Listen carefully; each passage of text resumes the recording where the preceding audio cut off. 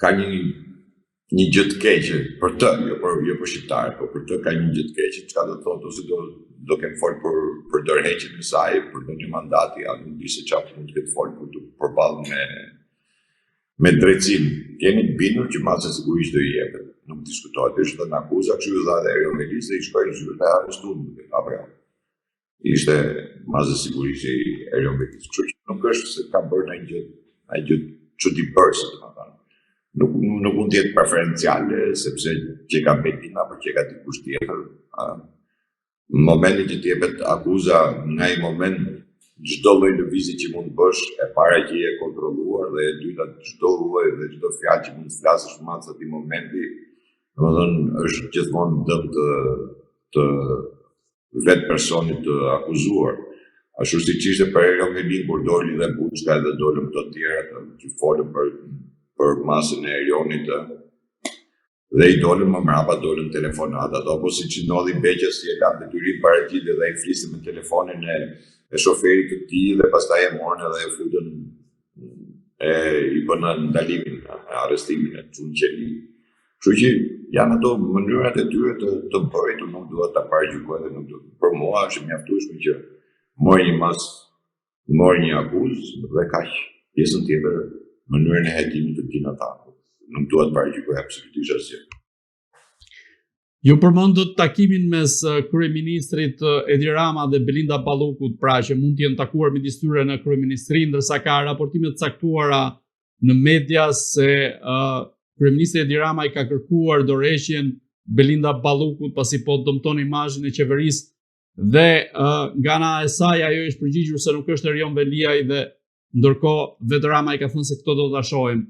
A mendoni se mund të ketë pasur një takim të tillë dhe një përplasje të tillë? A mendoni se Edi Rama është në ato kushte tashmë që t'i kërkojë dorëheqjen Belinda Ballukut?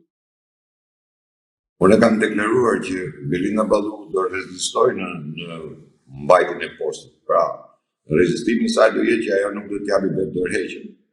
Por nga ana tjetër është Rama i cili nuk mundet të bëj shkarkimin e Erion Melis, sepse janë lufta që është brenda llojit, themi, ndërmjet atyre që mbajnë Belindën dhe vetë Ramës.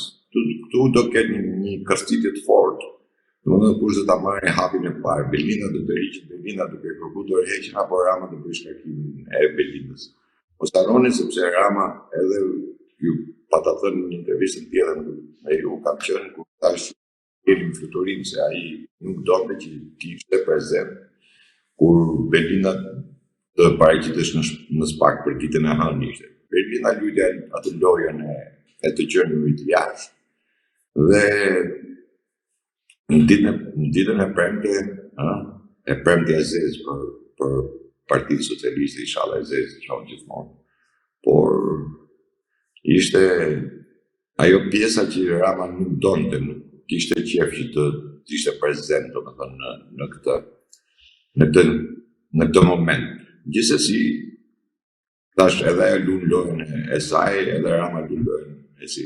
Takimi i mbrëmshëm kam qenë tash pikërisht për këtë punë, për ta detyruar Belindën të ndërheqen, sepse edhe ai nuk ka liberti që të përfolet, domethënë si jetë në hetim, si zëvendës kryeministre, sepse është shumë më e rëndë qenia në detyrë e një njeriu i cili është në hetim dhe në postin e zëvendës kryeministre se sa të një person i lirë, domethënë nga detyra dhe të jetë në hetim, pavarësisht se dëgjuhesh nesër, dëgjuhesh ish zëvendës kryeministre. Dhe Ramës nuk i levertis kjo. Dhe prandaj them, Rama do ketë forcë, Belinda të jeni bindur që Belinda nuk jep dorëheqjen vet, pa një marrëveshje me Ramën, pa një mbrojtje, pa një diçka të tillë, nuk di se çfarë mund t'i kërkojë Rama sa ajo për të dorëheqjen. Por vetë Belinda nuk e jep dorëheqjen, të jeni bindur që Belinda nuk e jep dorëheqjen, se për sa kohë unë pata thënë që zëvendës kryeministre në Shqipëri të jep lea. Por momentet e fundit ishin ato që e detyruan Ramën dhe Belinda. Belinda nuk e ka pas në listë Ramën në këtë qeveri për ta pas zëvendës kryeministre. U ndruan në moment fundit për arsye klanesh, për arsye force, për arsye kërcënimesh, nuk di, por di që edhe kjo është e sigurt që nuk ka qenë e piketuar Belina për zëvendësën ministra. Unë pata deklaruar se dy vetash janë që vinë nga e para erdhi, kjo ministra e shëndetësisë, si personi se ky kanë ndërmend gjithë Sorosin do me forcu sa më shumë në Shqipëri. Me forcu çerdhën e Sorosin në Shqipëri, se gjithë ideja e tij kjo është, domethënë. Dhe tashmë do shohim Rama do ketë forcën për ta shkarkuar Belinda Ballukut. Unë këtu e shoh dhe në momentin që ju do shihni, në momentin që do shkarkohet apo Belinda, ju do shihni një luftë shumë të madhe në mjet të klanave. Jeni të sigurt për të. Pavarësisht se çfarë ndodhe, çfarë bëhet në drejtësi apo në qeveri, po do ketë një luftë kanë shumë të fortë. Mos ta paraqytoj, po frika është do dalë deri në atë luftën e rrugës, si që thonë në zhargonin e popullit. Kreu i Partisë Demokratike Sali Berisha deklaroi në mbledhjen e grupit parlamentar i kësaj force politike se kryeministri Edi Rama ka kërcënuar prokurorin në çështjes duke i thënë që se si guxon ti që ti prekësh pasaportën zëvendës kryeministres së Shqipërisë. Dhe nga ana e tij, pra e prokurorit sipas Berishës, i është thënë Ramës që ta mbyll gojën se dha ai është i përlyer në afera korruptive. Ju si e lexoni këtë deklaratë të Berishës dhe a ka guxuar vërtet Edi Rama që të kërcënoi prokurorin në çështjes?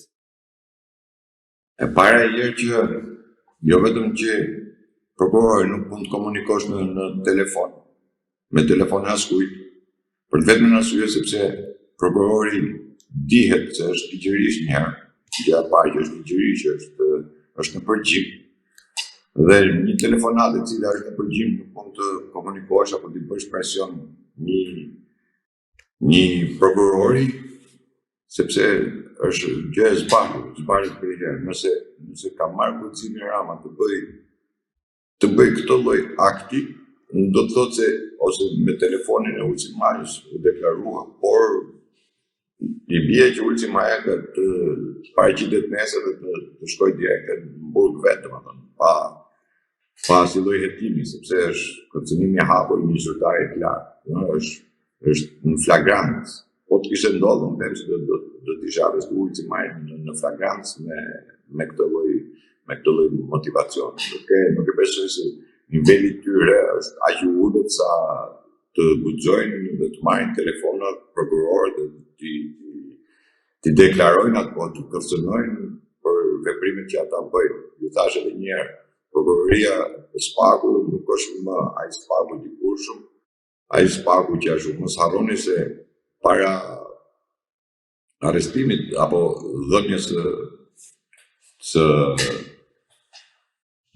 mandatit si personi në ndërtimin dhënë akuzën, mos harroni se ka qenë zonë sekretari i shtetit, Mark Flamer, ka qenë në takim me Dumanin edhe me prokurorin, që nuk besoj se merr dikush guximin ta bëjë shumë mirë që domethënë ardha e një zëvendës sekretari të shtetit amerikan, nuk besoj se është më i dobët se sa Ulçimajja apo vetë Rama, që mund të bëjmë veprime të tilla. Ajo që të bie në sy, thash bie në sy sepse ardha e marrë këtu dhe takimi vetëm me prokurorin apo me ministrin e drejtësisë dhe ministrin e brendshëm tregon shumë më tepër se sa ai deklarim që mund të bëj qoftë edhe Berisha në këtë aspekt.